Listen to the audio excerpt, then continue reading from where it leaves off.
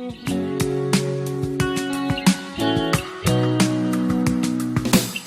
you're in retail, 20 years ago, your major competitor might have been across town or perhaps interstate. Today, that competitor could be anywhere in the world and will probably be internet-based.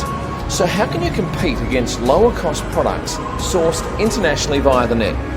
One way is to focus on the actual experience of shopping in person with you. If it's not special now, make it special. Take this music retailer in Singapore. Generally, you don't come here to buy a CD. You come here to discover new music.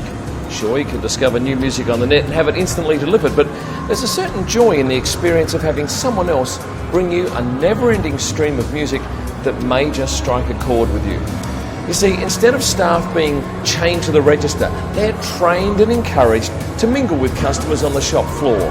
Once they have a feel for the type of music you like, their job is to get you over to a CD player with a stack of CDs to audition.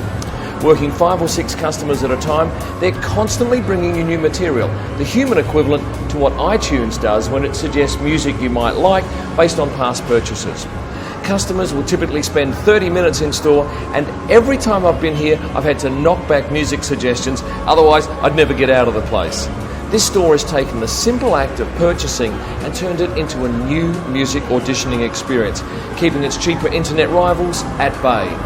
So what could you do to enhance the shopping experience at your retail outlet? I've always found that if I dedicate enough time and enough minds to such tasks, a solution is never too far away. So start brainstorming, and please let me know what amazing ideas you come up with to create that unique shopping experience. I'm Kim Illman, and thank you for watching.